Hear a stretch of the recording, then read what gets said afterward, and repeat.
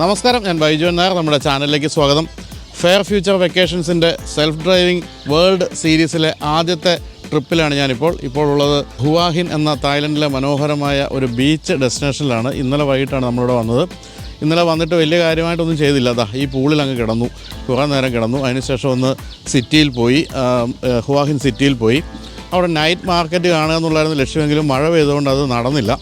ഇന്നിപ്പോൾ രാവിലെ നമ്മൾ ഇവിടുന്ന് പോകുന്നത് തായ്ലൻഡിലെ മറ്റൊരു ഗംഭീരമായ ഡെസ്റ്റിനേഷനായ കാഞ്ചനപുരിയിലേക്കാണ്. കാഞ്ചനപുരി എന്നുള്ളത് കാടും മലകളും ഒക്കെയുള്ള ഒരു സ്ഥലമാണ്. നിങ്ങൾക്ക് ഓർമ്മയുണ്ടോ എന്നറിയില്ല, നമ്മളൊരിക്കലും വീഡിയോ ആയിരുന്നു. അവിടെ ഒരു ജംഗിൾ റിസോർട്ട് നടത്തുന്ന എൻ്റെ ഒരു സുഹൃത്തായ മലയാളി വിജോയെ പറ്റി. ആ പ്രദേശമാണ് കാഞ്ചനപുരി. ഡെത്ത് റെയിൽവേ എന്ന് പറയുന്ന രണ്ടാം ലോക മഹായുദ്ധകാലത്തെ വളരെ പ്രധാനപ്പെട്ട ഒരു റെയിൽവേ ലൈനുള്ള സ്ഥലമാണിത്. എന്താ പറയുക, നമ്മുടെ മനസ്സിനെ മതിക്കുന്ന ഒരു വാർ സെമിറ്ററി ഒക്കെ ഇവിടെ ഉണ്ട്. അപ്പോൾ കാഞ്ചനപുരിയുടെ പ്രത്യേകത എന്ന് പറയുന്നത് അവിടുത്തെ ഒരു റിവർ, ഭയങ്കര കലങ്ങി മറിഞ്ഞൊഴുകുന്ന ഒരു നദിയുണ്ട്. ആ നദിക്കരയിലെ ഒരു റിസോർട്ടിലാണ് നമ്മൾ താമസിക്കാൻ പോകുന്നത്. ഇവിടെ നിന്ന് ഏകദേശം 2.5 മണിക്കൂറോളം യാത്രയുണ്ട് കാഞ്ചനപുരിയിലേക്ക്. നമ്മൾ ആദ്യം കാണുന്ന വാർ സെമിട്രിയാണ്. അതിനുശേഷം 1 മണിക്കൂർ കൂടിയാൽ റിസോർട്ടിലെത്തും. ആ റിസോർട്ടിലേക്കുള്ള വഴിയും റിസോർട്ടും ഒക്കെ അതിമനോഹരമാണ്. നമ്മളിപ്പോൾ 20 പേരുള്ള ടീമാണ്. 6 വാഹനങ്ങളിലായിട്ട് 6 ഫോർച്യൂണറുകളായിട്ടാണ് നമ്മൾ യാത്ര ചെയ്യുന്നത്. എല്ലാവരും ബ്രേക്ക്ഫാസ്റ്റൊക്കെ കഴിഞ്ഞ് റെഡിയായി വരുന്നുണ്ട്. 8 മണിക്ക് പുറപ്പെടണമെന്ന് പറഞ്ഞെങ്കിൽ 8:30 ഇപ്പോൾ ഉടൻ തന്നെ നമ്മൾ അങ്ങോട്ട് പുറപ്പെടുകയാണ്. ഇപ്പോൾ ഈ ബീച്ചിൻ്റെ പ്രത്യേകത ഇത് സീ സൈഡ് ആണെന്നുള്ളതാണ്. ഈ സ്വിമ്മിംഗ് പൂളും കടലും തമ്മിൽ വലിയ അകലമൊന്നുമില്ല. പക്ഷേ നമ്മുടെ നാട്ടിലെ പോലെ വലിയ ഒരു ബീച്ച്, ഒരു പഞ്ചാര മണൽ ബീച്ച് ഇവിടെ ഇല്ല. കാരണം വളരെ ക്ലോസ് ടു കടലാണ്. നല്ല തിരയുള്ള കടലാണ്. ഹായ്. കടലിൽ രാവിലെ ഒരു ഹായ് ഒക്കെ പറഞ്ഞ് സന്തോഷപ്പെടും. അപ്പോൾ നമുക്കിനി ബീച്ചൊന്ന് കാണാം. ബീച്ചല്ല, കടലൊന്ന് കാണാം. ഇവിടുത്തെ ഏറ്റവും രസമുള്ള കാര്യം ഈ ബീച്ച് സൈഡിലെ റെസ്റ്റോറൻറ്റ്സാണ്. നമ്മൾ ഇന്നലെ രാത്രിയിൽ ഇവിടെ നല്ല കഴിച്ചത്. പക്ഷേ മറ്റൊരു സീ ഫുഡ് റെസ്റ്റോറൻറ്റ്, അതായത് കാറ്റ് നമ്മൾ എടുത്തുകൊണ്ട് പോകുന്നതെന്ന് തോന്നുന്ന രീതിയിൽ രാത്രിയിൽ 9:30-10 മണിക്കൊക്കെ അതുപോലെ കാറ്റായിരുന്നു. ഇത്രയും കാറ്റ് ഇത് എവിടെ നിന്ന് വരുന്നു എന്ന് ഞാൻ അത്ഭുതപ്പെട്ടു പോയി. അപ്പോൾ രാവിലെ 8:30 തന്നെ ഇവിടെ അടിച്ചു കലങ്ങി മറിഞ്ഞ് നിൽക്കുകയാണ് കടൽ. അതുകൊണ്ട് തന്നെ ഇവിടെ കടലിൽ കുളിക്കുക എന്ന് പറയുന്നത് എളുപ്പമുള്ള കാര്യമല്ല.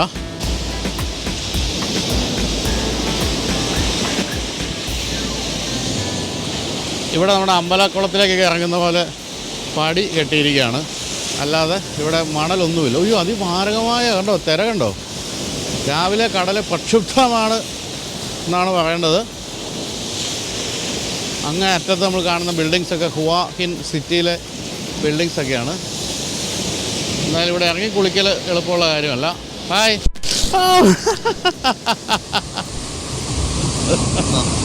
അതെങ്ങനെയുണ്ട്? മൊത്തത്തിൽ നനച്ചു. കടലമ്മ പ്രക്ഷുബ്ധയാണെന്ന് പറഞ്ഞ കടലമ്മയ്ക്ക് ഇഷ്ടപ്പെട്ടില്ല. ഒറ്റ അടി കൊടുത്തു. ശ്യാമിൻ്റെ ക്യാമറയ്ക്ക് നേരെ തല വഴി കുളിപ്പിക്കുകയും ചെയ്തു. പണ്ടെനിക്കോർമ്മയുണ്ട്, നമ്മൾ ഈ പണ്ട് ആദ്യകാലത്തൊക്കെ PC പോകുമ്പോൾ എഴുതി വയ്ക്കും മണല് കടലമ്മ ഭയങ്കരിയെന്ന്. എന്നിട്ട് വെയിറ്റ് ചെയ്ത് നിൽക്കും.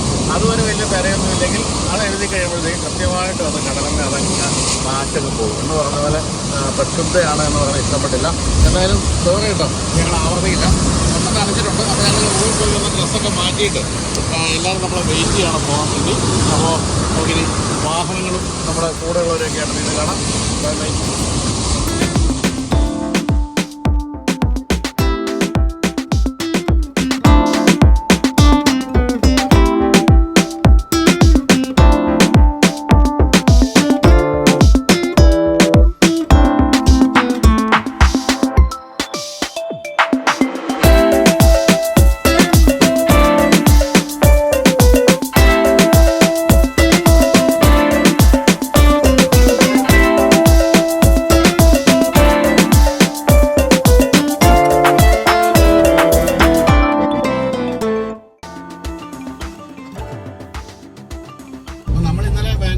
ഹുവാഹിനിലേക്ക് വരുമ്പോഴേക്കും റോഡിൽ പണിയൊക്കെ നടക്കുന്നതുകൊണ്ട് കുറച്ച് സ്ലോയിലാണ്. പക്ഷേ ഇവിടെ പണിയൊന്നുമില്ല. നല്ല ഗംഭീര ഹൈവേ ഇങ്ങനെ ഓപ്പണായിട്ട് കിടക്കുന്നുണ്ട്. എല്ലാവരും അർമാദിച്ച് ഓടിച്ചുകൊണ്ടിരിക്കുകയാണ്.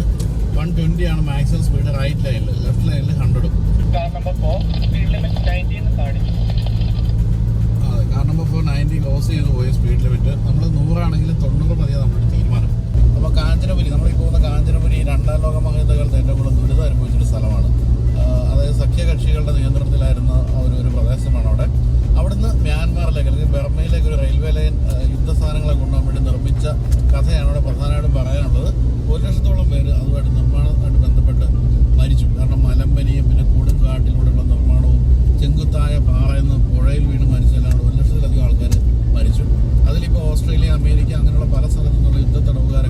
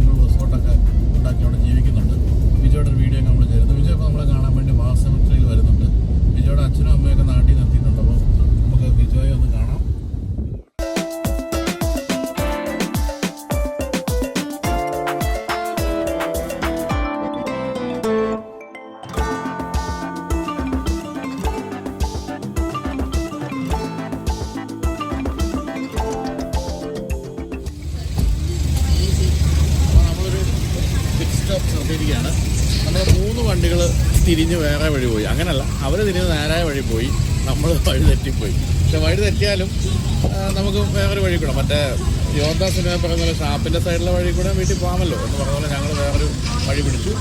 നമുക്കിതൊന്ന് വാഷ്റൂമിലൊക്കെ പോയിട്ടൊരു ഇവിടെ 7-Eleven ഉണ്ട്, നമ്മൾ അവിടെ ഒരു കോഫിയൊക്കെ കുടിച്ചിട്ട്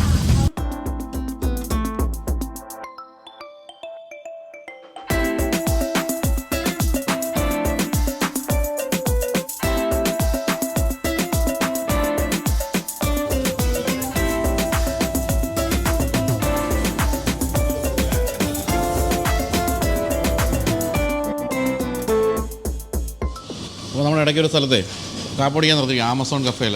അപ്പോൾ ഒരാളെ പരിചയപ്പെടുത്താം. അതിന് പേര് ഷക്കീർ ഹുസൈൻ എന്നാണ്. ഷക്കീറിൻ്റെ പ്രത്യേകത വെച്ചാൽ ഈ മലയാളികൾ അല്ലെങ്കിൽ ഇന്ത്യക്കാർ ഒരു കാറിൻ്റെ മലയാളികൾ ഒരു കാറിൻ്റെ പാർട്സ് പോലും ഉണ്ടാക്കുന്നില്ല. പക്ഷേ ഷക്കീറിൻ്റെ കമ്പനി വിമാനത്തിൻ്റെ പാർട്സ് ഉണ്ടാക്കുന്നുണ്ട് അല്ലേ? എന്തൊക്കെയാണ് ഉണ്ടാക്കുന്നത്? നിങ്ങളുടെ വിശ്വസ് കയറാം വിമാനത്തിൽ? എന്തൊക്കെ പാർട്സ്?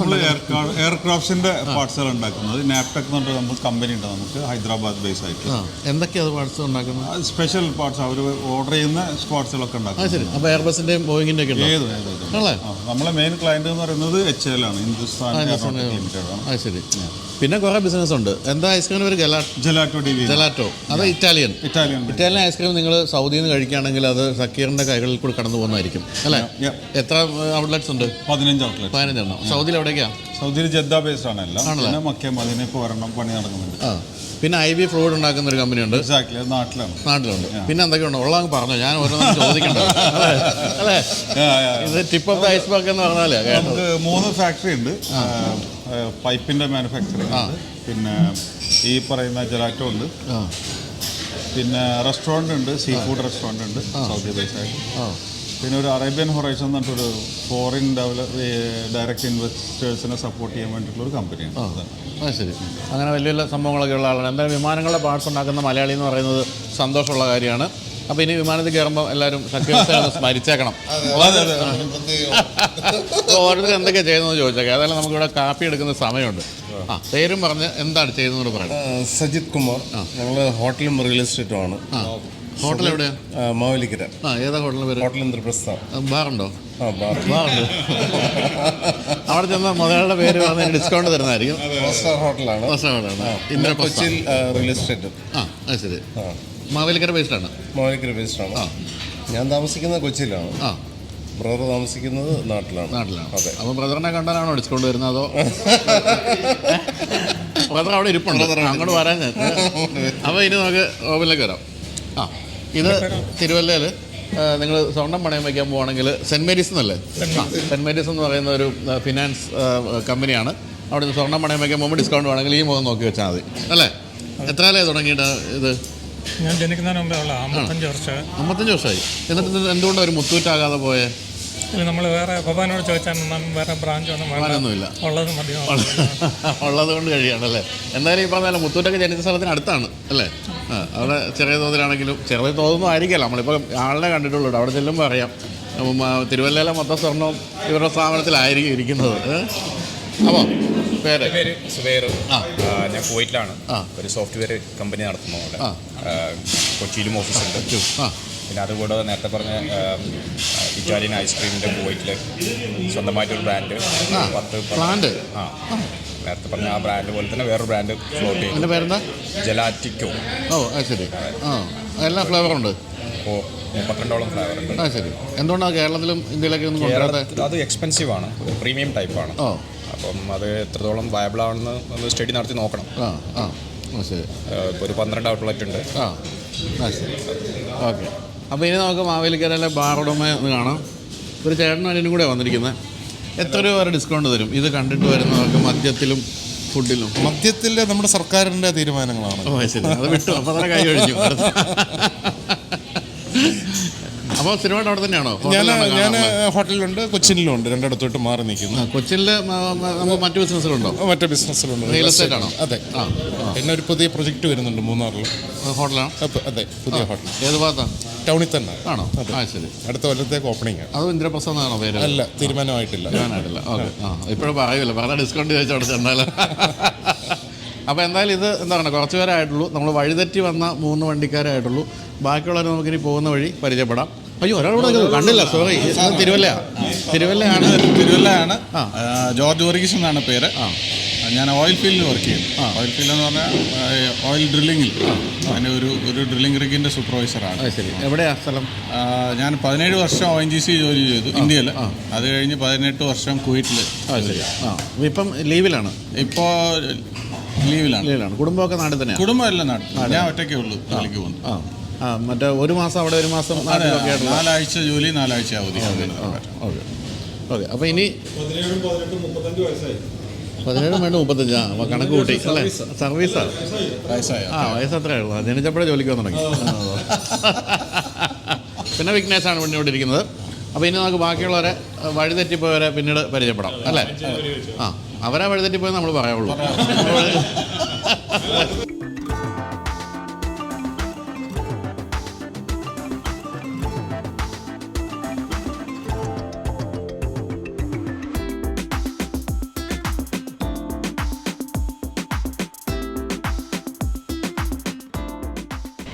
ഇതേ നമ്മളെ മുന്നിൽ കാണുന്ന വിളക്ക് മരങ്ങളുണ്ട്. എന്ത് ഭംഗിയാന്ന് നോക്കി.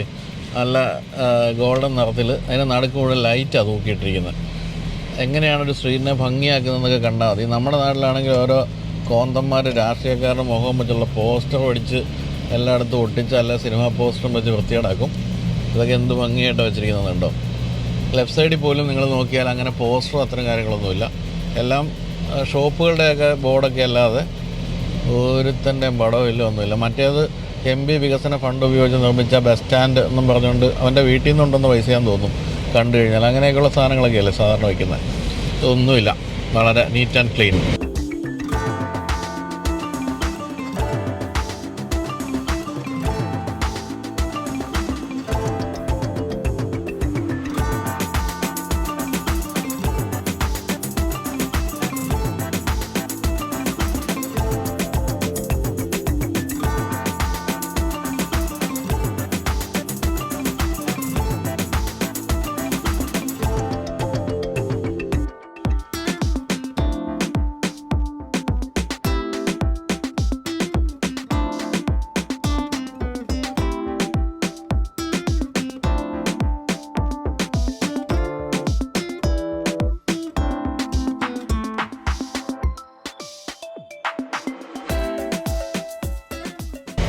ഇത് കണ്ടില്ല, നമ്മൾ ഗാസയിലൊക്കെ ചില സീൻ കാണില്ലേ, ബോംബ് സ്ഫോടനത്തോടെ തുടർന്ന് നാട് വിടുന്ന കുടുംബം എന്നൊക്കെ പറഞ്ഞ പോലെ പോകുന്നു.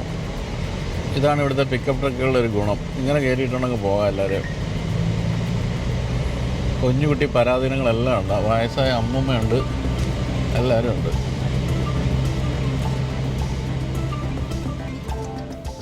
നമ്മൾ നേരത്തെ കണ്ട വിളക്കുമരത്തിൻ്റെ വേറൊരു രൂപം. ഇവിടെ മീനാണ് കേട്ടോ. 2 മീനുകൾ ഇങ്ങനെ ഇരിക്കുന്നു. നടുവിൽ നല്ല ഗംഭീരമായ ഗാർഡൻ വെച്ചിട്ടുണ്ട്. അങ്ങനെയെല്ലാം വളരെ ഭംഗി. ഏതോ ഒരു സിറ്റിയിലേക്ക് നമ്മൾ എത്തുകയാണ്. ഇനിയിപ്പോൾ നമ്മൾ കാഞ്ചനപുരി എത്താൻ 10 മിനിറ്റേ ഉള്ളൂ. 4.8 കിലോമീറ്റർ ഉള്ളൂ. നമ്മൾ നേരെ വാർ സെമിട്രിയിലേക്കാണ് പോകുന്നത്. അപ്പോൾ നമ്മൾ നേരത്തെ കണ്ട മീനിൻ്റെ ഷേപ്പ് മാറി. അപ്പോൾ വിഘ്നേഷ് പറയായിരുന്നു നേരത്തെ കണ്ടത് കരിമീനായിരുന്നു, ഇപ്പോൾ ആവോലിയുടെ ഷേപ്പായിട്ടുണ്ട് ഇപ്പോൾ പുതിയത്. അന്ന് നല്ല രസമുണ്ട് കേട്ടോ. അതിൻ്റെ കളർ കോമ്പിനേഷൻ ഉൾപ്പെടെയുള്ള കാര്യങ്ങളൊക്കെ ശരിയായി റെഡി ആയിട്ടുണ്ട്.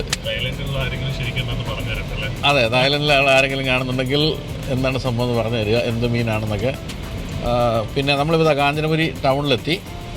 കാഞ്ചനപുരിയും അതുപോലെ നമ്മുടെ ഈ ചിയാങ് മായ് ഒക്കെ ഒരു ഇവരുടെ ഒരു സംസ്കാരത്തിൻ്റെ ഭാഗമായിട്ടുള്ള സ്ഥലങ്ങളാണ്. അതുകൊണ്ട് തന്നെ ഇത്തരത്തിലുള്ള കാര്യങ്ങളൊക്കെ അതുകൊണ്ട് നമ്മൾ കാണുന്നത്. അവിടുത്തെ ആ മുന്നിലൊരു ഇതുണ്ടോ, വോക്ക് വേ പോലെ കാണുന്നതിൻ്റെ മുകളിലൊക്കെ കുറേ ശില്പങ്ങളും കാര്യങ്ങളൊക്കെ വെച്ച് ഭംഗിയാക്കിയിട്ടുണ്ട്. ചിയാങ് മായ് എന്ന് പറയുന്നത് കൾച്ചറൽ ക്യാപിറ്റൽ ഓഫ് തായ്ലൻഡാണ്. അവിടെ റൈറ്റ് സൈഡിൽ ഒരു ബസ് വരുന്നുണ്ട്, കാണാൻ പറ്റുമോ നോക്കിയോ. ഇതാ ഒരു നിറച്ച് ലൈറ്റൊക്കെ ഫിറ്റ് ചെയ്തൊരു ഡബിൾ ഡെക്കർ ബസ്. സ്കാനിയ. ഞാനൊക്കെ ആദ്യ കാലത്ത് തായ്ലൻഡ് വരുമ്പോൾ ഇത് കണ്ട് സ്ഥിരമായി പടം എടുത്തു, അതിൻ്റെ മുന്നിൽ നിന്ന് പടം എടുത്ത് പോകുമായിരുന്നു.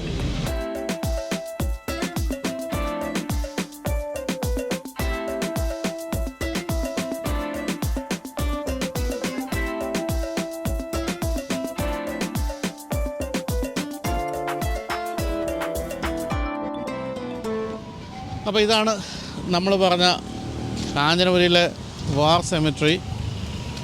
അതായത് 2ാം ലോക മഹായുദ്ധകാലത്ത് തായ്ലൻഡ് ജപ്പാൻ്റെ കീഴിലായിക്കഴിഞ്ഞ് ജപ്പാൻ പല സ്ഥലത്തു നിന്നുള്ള ആൾക്കാരെ ഇവിടെ കൊണ്ടുവന്ന് അടിമപ്പണി ചെയ്യിച്ച് ഇവിടുത്തെ ഒരു റെയിൽവേ, മ്യാൻമാറിലേക്കുള്ളൊരു റെയിൽവേ ലൈൻ ഉണ്ടാക്കി യുദ്ധസാധനങ്ങൾ കൊണ്ടുപോകാൻ. ആ റെയിൽവേ പണിയുടെ സമയത്ത് പല കാരണങ്ങൾ കൊണ്ടും മരിച്ച 1,00,000 പേരൊക്കെ ഉണ്ടെന്നാണ് പറയുന്നത്. അതിൽ കുറേ പേരുടെയൊക്കെ ശവക്കല്ലറകളാണ് നമ്മൾ ഈ കാണുന്നത്. ഇതിൽ ജപ്പാൻ യുദ്ധത്തടവുകാരായിട്ട് കൊണ്ടുവന്ന പല രാജ്യങ്ങളിലെ ആൾക്കാരാണ്. അപ്പോൾ അമേരിക്ക, ന്യൂസിലൻഡ്, ഓസ്ട്രേലിയ, അങ്ങനെ പല രാജ്യം, ഇന്ത്യക്കാരുണ്ട്, അങ്ങനെയൊക്കെയുള്ള പലരും ഇവിടെ ഉണ്ട്. അപ്പം ഏറ്റവും മനോഹരമായി സംവിധാനം ചെയ്തിരിക്കുന്ന ഒരു സെമിട്രി എന്നാണ് പറയേണ്ടത്. അതിൻ്റെ എൻട്രൻസ് അവിടെയാണ്. ആ എൻട്രൻസിൽ ഇതിലുള്ളിൽ കിടക്കുന്നവരുടെയൊക്കെ പേരുകൾ എഴുതി വെച്ചിട്ടുണ്ട്. അപ്പോൾ അതിൽ കുറേ ഇന്ത്യക്കാരുടെ പേരൊക്കെ ഞാൻ ഇതിനു മുമ്പ് ഇവിടെ വന്നപ്പോൾ കണ്ടിട്ടുണ്ട്.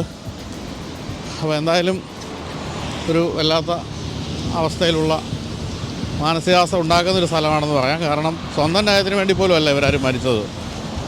എല്ലാം വേറൊരു രാജ്യത്തിൻ്റെ യുദ്ധത്തടവുകാരായിട്ട് മലമ്പനി പിടിച്ചും പാമ്പ് കടിച്ചും റെയിൽവേ പാലം പണിയുന്നിടയ്ക്ക് ചെങ്കുത്തായ മലയിൽ നിന്ന് വീണും അങ്ങനെയൊക്കെ മരിച്ചവരാണ് ഇതിൽ കാണുന്ന എല്ലാവരും. നമുക്ക് ആ പേരുകളൊക്കെ ഇപ്പോൾ ഇവിടെ കാണാം. ഇതിൽ ഇന്ത്യൻ പേരുകൾ. These soldiers died serving their country and the cause of freedom and they buried elsewhere in Thailand. Indian forces. The corps of Royal Indian Engineers, Lance Naik, Karam Khan, Sapper Khadir Khan, Madras Sappers and Miners, Lance Naik, ജ്ഞാനമുത്തി എല്ലാം കണ്ടോ. നമ്മുടെ ഇന്ത്യക്കാരൊക്കെ ഇന്ത്യക്ക് വേണ്ടി അല്ലാതെ ജപ്പാൻകാർക്ക് വേണ്ടി ആവശ്യമില്ലാതെ മരിക്കേണ്ടി വന്നവരാ ശരിക്കും പറഞ്ഞാൽ. കാരണം ഇന്ത്യയിലും ആൻഡമാൻ ഉള്ള സ്ഥലങ്ങളൊക്കെ ജപ്പാൻകാരുടെ കയ്യിലായിരുന്നപ്പോൾ കുറേ പേരെ അവർ യുദ്ധ തടവുകാരാക്കി. അതിൻ്റെയൊക്കെ ഭാഗമായിട്ടാണ് ഈ കാണുന്നത്. The land on which this cemetery stands is a gift of the Thai people for the perpetual resting place of the sailors, soldiers and airmen who are honoured here. ഞാൻ പറഞ്ഞല്ലോ ജപ്പാൻകാർക്ക് വേണ്ടിയാണ് മരിച്ചെങ്കിൽ ജപ്പാൻകാരെ അല്ല ഇതിൽ കാണുന്നത് ആരും. സി പാർക്കർ 22 വയസ്സിൽ മരിച്ചു. അടുത്തത് PC ഗോൾഡ്, അത് 23 വയസ്സ്. CJ എംസ് 27 വയസ്സ്. E Williams 24. A Hamilton 35. ഇവരൊക്കെ എത്രത്തോളം കഷ്ടപ്പെട്ടാണ് മരിച്ചതെന്ന് നമുക്ക് മനസ്സിലാക്കാണ്ടുണ്ട്. കാരണം വെടികൊണ്ടൊന്നും മരിച്ചവരല്ല. അധികവും ഈ ഒരു റെയിൽവേയുടെ നിർമ്മാണത്തിനിടയ്ക്ക് പാറയിൽ നിന്ന് വീണും മലമ്പനി, പാമ്പ് കടിച്ച് അങ്ങനെയൊക്കെ മരിച്ചവരാണ്. വളരെ ദുഃഖകരമായൊരു സംഭവമാണ്.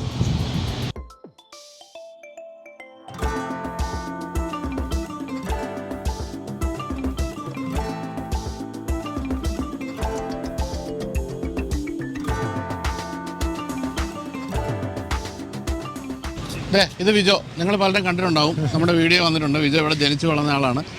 നമ്മൾ മാതൃഭൂമി സൺഡേ സൗണ്ടിലൊക്കെ ഞാൻ വിജയെ പറ്റി എഴുതിയിട്ടുണ്ട്. പഴയൊരു ഓട്ടോമൊബൈൽ ജേർണലിസ്റ്റാണ്. ദി നേഷൻ എന്ന് പറയുന്ന പത്രത്തിൻ്റെ ഓട്ടോമൊബൈലിൻ്റെ ആളായിരുന്നു. അത് കഴിഞ്ഞ് പിന്നെ ജനറൽ മോട്ടോഴ്സിലായിരുന്നു. ഇപ്പോൾ അതെല്ലാം ഉപേക്ഷിച്ച് കാടിനകത്ത് ഒരു റിസോർട്ട് നടത്തുകയാണ്. വിജയുടെ പപ്പയും മമ്മിയുടെ വന്നിട്ടുണ്ട്. അവർ നാട്ടിൽ നിന്ന് വന്നതാണ്. പപ്പ കുറേ കാലം ഇവിടെയായിരുന്നു.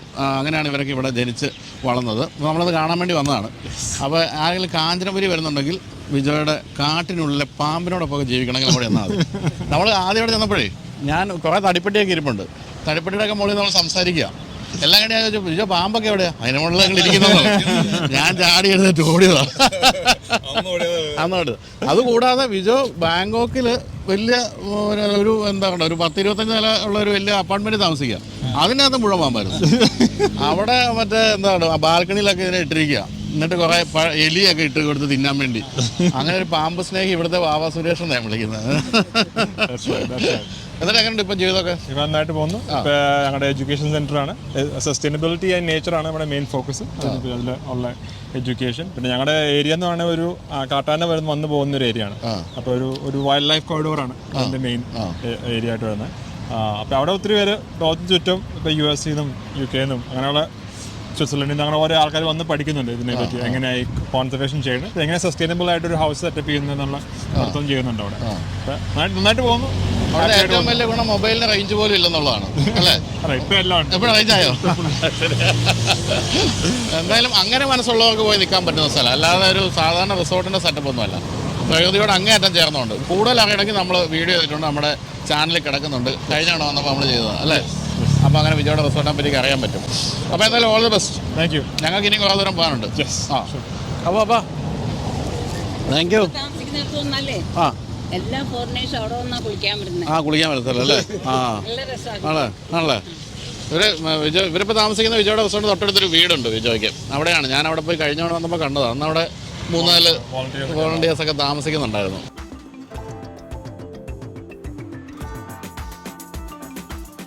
അപ്പോൾ ഇതാണ് വിജയുടെ വണ്ടി. വിജയുടെ കാട്ടിലോടുന്ന വണ്ടി എന്ന് പറയേണ്ടത്. എൻ്റെ സൈഡിൽ വിജയുടെ അതാണ് അവർലാൻഡ് എന്നാണ് ആ റിസോർട്ടിൻ്റെ പേര്. അവർലാൻഡ് conservation, nature education, wild life rescue തുടങ്ങിയ പരിപാടികളൊക്കെയാണ്. ഇത് വരുമ്പോഴാണ് ഇത് ബാബ സുരേഷായിട്ട് മാറുന്നത്. Wild life rescue.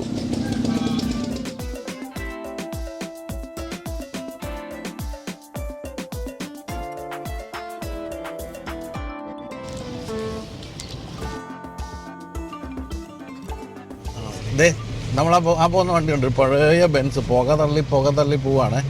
കാഞ്ചനപുരി എരവാൻ റൂട്ടിലോടുന്ന വണ്ടിയാണ്. നമ്മളിപ്പോൾ ബ്രിഡ്ജ് ഓൺ ദ റിവർ ക്വായിലേക്ക് തിരിഞ്ഞു. അവിടെ നിന്നാണ് നമ്മളിനിയിപ്പോൾ ലഞ്ച് കഴിക്കാൻ പോകുന്നത്. ലഞ്ച് ഓൺ ദ റിവർ ക്വായാണ്. എനിക്ക് തായ്ലൻഡിലെ ഏറ്റവും ഇഷ്ടപ്പെട്ട ഒരു സ്ഥലവും ഒരു കഥയുമാണ് ഈ ബ്രിഡ്ജ് ഓൺ ദ റിവർ ക്വായിട്ട് ബന്ധപ്പെട്ടത്.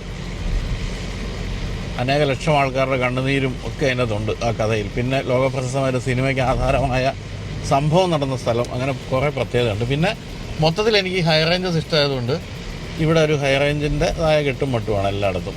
കാടും മലകളും ഒക്കെ ആയതുകൊണ്ട് അതിൻ്റെ ഒരു രസം വേറെ ഉണ്ട്.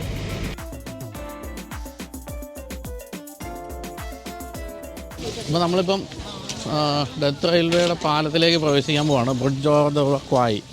അങ്ങോട്ട് പോകുമ്പോൾ ഇവിടെ മുഴുവൻ ഈ ഫുഡ്, ഡ്രിങ്ക്സ് സ്ഥലങ്ങളൊക്കെയാണ്. നല്ല ഇറച്ചി മൊരിയുന്ന മണമൊക്കെ വരുന്നുണ്ട്, വിശക്കുന്നുമുണ്ട്. അപ്പോൾ നമ്മൾ ഏതായാലും ഇതിലൂടെ കണ്ടിട്ട് ആഹാരം കഴിക്കാനാണ് തീരുമാനിച്ചിരിക്കുന്നത്.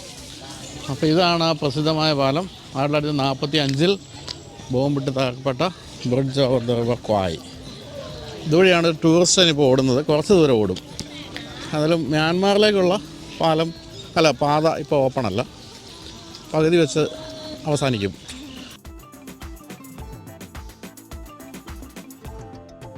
About the story and the member of the labor, the prisoner of war, how many died? 2 lakh Asian drivers ഉണ്ടായിരുന്നതിൽ 80,000 പേര് മരിച്ചു.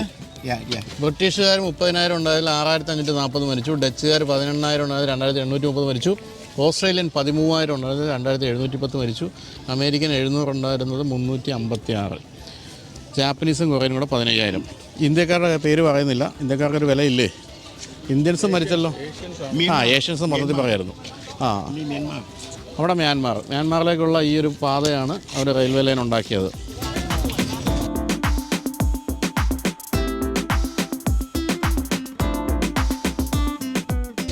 അപ്പോൾ ഈ കാണുന്നതാണ് റിവർ ക്വായി.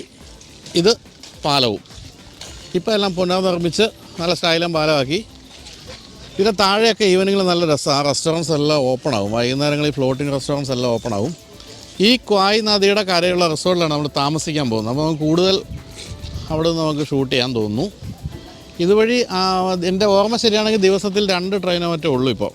അത് പോകുന്ന സമയത്ത് മാത്രം നമ്മൾ സൈഡിലേക്ക് മാറിയിരുന്നത്. അല്ലാതെ ഇപ്പോൾ നമുക്ക് പാലത്തിൽ കൂടെയൊക്കെ നടന്നൊക്കെ ആണെങ്കിൽ ഫോട്ടോ എടുക്കാം, ഷൂട്ട് ചെയ്യാം, എന്തും ചെയ്യാം.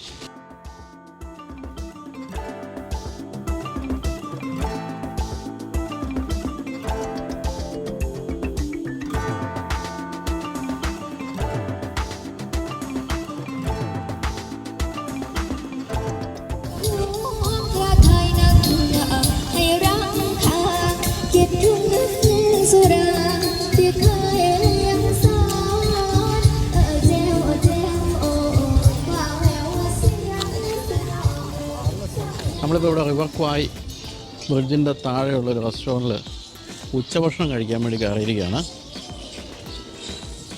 ഏറ്റവും നല്ല വ്യൂ പാലത്തിൻ്റെ കിട്ടുന്ന ഇവിടുന്നാണ്. നമ്മുടെ കൂടെ ഉള്ളവരൊക്കെ എവിടേക്കോ ഇരിക്കുന്നുണ്ട്.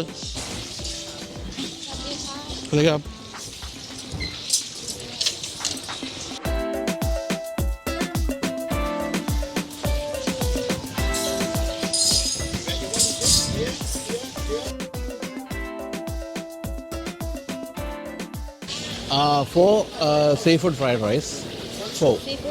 Four. Then you have this deep fried duck. 1. You want small, big, or medium? Medium.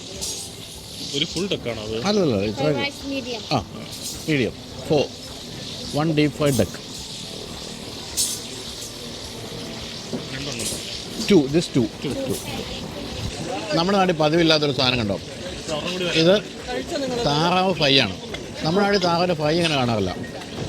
അതിൻ്റെ എന്തായിരുന്നു, താറാവ് മപ്പാസ് അല്ലേ, ഡക്ക് റോസ്റ്റൊക്കെയാണ്. പക്ഷേ ഇത് നല്ല ഫ്രൈ, ചിക്കൻ ഫ്രൈ എന്ന പോലെ അധികം കാണാത്ത സാധനമാണ്.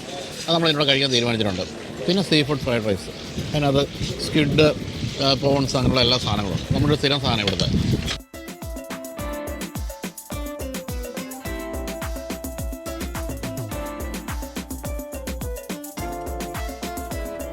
അപ്പോൾ ഇനി ഇവിടെ 2-3 ഭീകരന്മാർ ഓർഡർ ചെയ്തൊരു സാധനമാണ് ഈ കാണുന്നത്. ഇതെന്തായിരുന്നു, പോർക്ക് ലെഗാണോ? ഇത് എന്ത് പോർക്കാണ് ഇത്രയും വലിയ ലെഗ് ഉള്ളത്? ആണോ? കൊള്ളാലോ. അപ്പോൾ ഇതിൻ്റെ മുറിക്കലാണ് ഇത് നടക്കാൻ പോകുന്നത്, അതിൻ്റെ ചടങ്ങാണോ?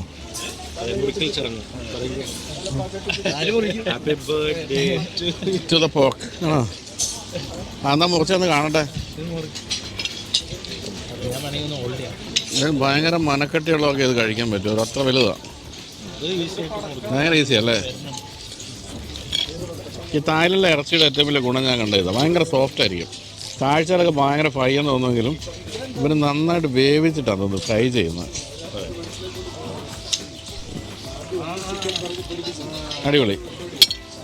അപ്പോൾ ഡക്കിൻ്റെയും അതുപോലെ തന്നെ പോർക്കിൻ്റെയും ഇത്തരം കിടിലം ഫ്രൈ ആണ് നമ്മളിപ്പോൾ കണ്ടു കഴിഞ്ഞത്. അപ്പോൾ എൻജോയ് കേട്ടോ. പക്ഷെ അത് കാലാന്ന് എനിക്ക് തോന്നുന്നില്ല, പോർക്കിൻ്റെ ബാക്കാണെന്ന് എനിക്ക് തോന്നുന്നത്.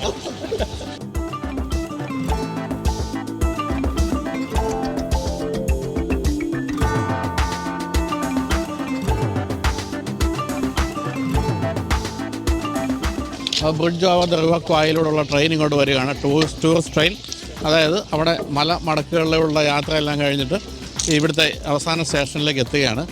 അപ്പോൾ അതിന് മുന്നോടിയായിട്ട് ആളുകളെല്ലാം പാലത്തിൽ നിന്ന് തിരിച്ച് ഇറങ്ങി പോരുകയാണ്. ട്രെയിൻ വളരെ പതുക്കെയാണ് വരുന്നത്, 2:35 വരുമെന്ന് പറഞ്ഞ ട്രെയിനാണ്. ഇന്ത്യൻ റെയിൽവേ പോലെ തന്നെ വളരെ കാര്യക്ഷമമായ ഒരു റെയിൽവേ ആണ് ഇവിടെ ഉള്ളത്, അതുകൊണ്ട് ലേറ്റായിട്ടാണ് വന്നുകൊണ്ടിരിക്കുന്നത്. അങ്ങനെ നിന്നും വരുന്നു. ആർക്കും ഒരു പരിക്കും ഉണ്ടാകാതിരിക്കാൻ വേണ്ടി വളരെ സ്ലോ ആയിട്ടാണ് ട്രെയിൻ വരുന്നത്. 2 സൈഡിലും ആൾക്കാരെ ഒന്ന് കാണുന്നുണ്ട്, അതുകൊണ്ട് ആരെയും തട്ടാതെ മുട്ടാതെയൊക്കെ വന്നുകൊണ്ടിരിക്കുകയാണ്. ശ്യാമിനെ കണ്ടപ്പോൾ മാത്രം ഒരു ഹോൺ അടിച്ചു. ഇന്ത്യക്കാരനായതുകൊണ്ട് ചിലപ്പോൾ ട്രാക്കിൽ കയറുമ്പോൾ ഒരു പേടിയുണ്ടെന്ന് തോന്നുന്നു.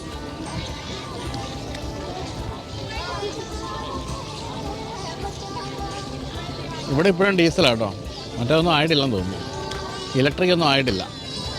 അങ്ങനെ നോക്കുമ്പോൾ നമ്മൾ വന്ദേ ഭാരത് വരെയൊക്കെ എത്തി കേട്ടോ, മോശമില്ല.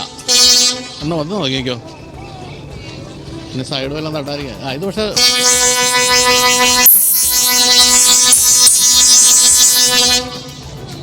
കൊച്ചിയിലെ സിറ്റി ബസ് ഓടിച്ചിരുന്ന ഡ്രൈവറാണെന്ന് തോന്നുന്നു, ഫോൺ അടിക്കുന്ന കണ്ടിട്ട് നീട്ടി അടിച്ചോണ്ടിരിക്കുക. ഒരു ഭയങ്കര സാധനമല്ലേ വരുന്നത്.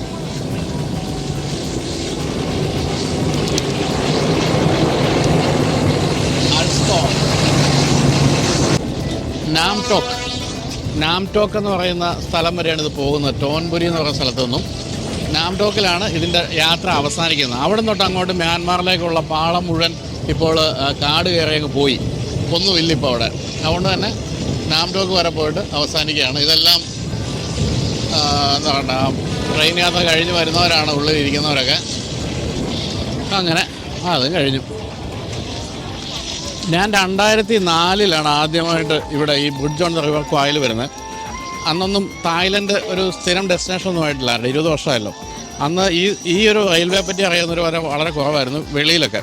അതെന്ന് വെച്ചാൽ ഇന്ത്യയിലൊക്കെ ഞാൻ പറഞ്ഞത്. അന്ന് ഞാനിവിടെ വന്നത് കണ്ടുപിടിച്ച് ഞാനന്ന് എൻ്റെ മാഗസിനിൽ ടോപ്പ് ഗിയറിൽ വലിയൊരു ഫീച്ചറായിട്ട് എഴുതിയിട്ട് കുറേ പേര് അത് വായിച്ചിവിടെ വന്നിട്ടുണ്ട്. പിന്നീട് ഞാൻ എൻ്റെ യാത്രകളുടെ ആദ്യത്തെ പുസ്തകത്തിലും ഈ ഉല്ലാസയാത്രകളും എൻ്റെ പുസ്തകത്തിലും ഞാൻ 2004 ഇതിനെപ്പറ്റി എഴുതുകയുണ്ടായി. അതിനുശേഷമാണ് ഞാൻ ഇതിൻ്റെ യഥാർത്ഥ സിനിമ ഷൂട്ട് ചെയ്ത ശ്രീലങ്കയിലെ കിതുകലയിലൊക്കെ പോയത്. ഒരു സിനിമയ്ക്ക് പിന്നാലെ എന്നാണ് എൻ്റെ ആ ലേഖനത്തിൻ്റെ പുസ്തകത്തിലെ പേര് തന്നെ. ആ ഒരു സിനിമയ്ക്ക് പിന്നാലെയുള്ള കഥകൾ അന്വേഷിച്ചുള്ളൊരു യാത്രയായിരുന്നത്. എന്തായാലും വീണ്ടും പലതവണ, ഞാനിപ്പോൾ ഒരു 10 പ്രാവശ്യങ്ങളിലൂടെ വന്നതാണ്, പലതവണ വീണ്ടും എന്നെ ഇവിടെ ദൈവം എത്തിച്ചുകൊണ്ടിരിക്കുകയാണ്. അപ്പോൾ ഇനി നമുക്ക് നമ്മുടെ ഗ്രൂപ്പിൻ്റെ കൂടെ കൂടി നമ്മുടെ റെസ്റ്റോറൻറ്റിൽ കൂടിയിട്ട് നമുക്കിനി നമ്മുടെ റിസോർട്ടിലേക്ക് പോകാം.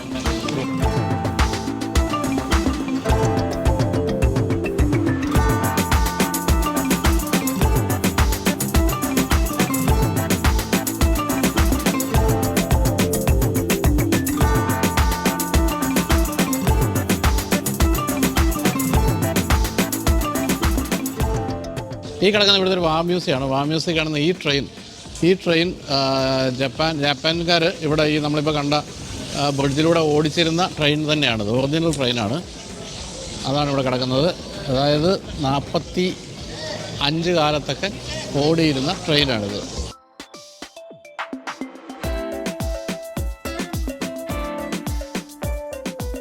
മഹാത്മാഗാന്ധി പറഞ്ഞില്ലേ, ഇന്ത്യയുടെ ആത്മാവ് കണ്ടെത്തണമെങ്കിൽ നമ്മൾ ഗ്രാമങ്ങളിലേക്ക് പോകണം എന്ന് പറഞ്ഞതുപോലെ നമ്മളിപ്പോൾ തായ്ലൻഡിൻ്റെ ഗ്രാമങ്ങളിലൂടെ കൃഷിഭൂമികളിലൂടെ സഞ്ചരിക്കുകയാണ്. തായ്ലൻഡിൻ്റെ ഭംഗി കാണണമെങ്കിൽ ഇവിടെയുള്ള ഈ കാഞ്ചനപുരി പോലുള്ള സ്ഥലങ്ങളിലൊക്കെ വരണം.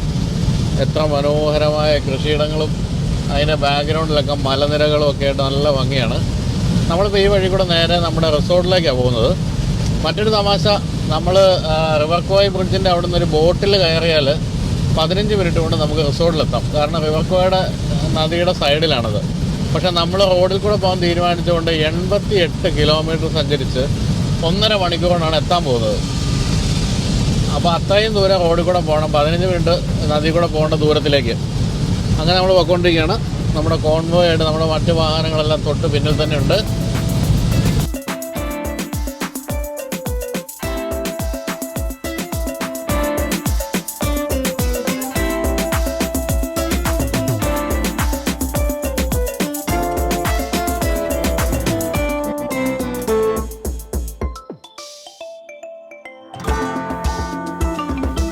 അപ്പോൾ നമ്മൾ കാടിനുള്ളിൽ കൂടിയാണ് വന്നുകൊണ്ടിരുന്നതെങ്കിലും കുറേ കൂടി ഡീപ്പായിട്ടുള്ള കാട്ടിലൂടെ ആണിപ്പോൾ നമ്മൾ നമ്മുടെ റിസോർട്ടിൻ്റെ ഭാഗത്തേക്ക് തിരിഞ്ഞിരിക്കുന്നത്.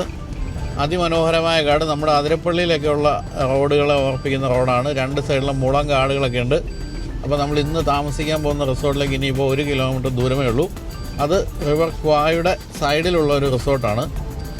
അവിടത്തേക്ക് എത്തിക്കൊണ്ടിരിക്കുന്നു. അതിസാഹസികമായിട്ട് ശ്യാം വാഹനത്തിൻ്റെ ബാക്കിലിരുന്ന് ഷൂട്ട് ചെയ്യാണ്. ഇവിടെ കണ്ടിട്ട് പുലിയും ഒന്നും ഉണ്ടെന്ന് തോന്നുന്നില്ല, കാരണം രണ്ടുപേരും നടന്നു പോകുന്നു. പുലി ഉണ്ടാകുമെന്ന് ഞാൻ പറയാൻ വന്നു, അപ്പോഴാണ് ചുമ്മാ ആൾക്കാരൊക്കെ നടന്നു പോകുന്നത് കണ്ടത്. അപ്പോൾ പുലി ഇല്ലാന്ന് തീരുമാനിക്കാം.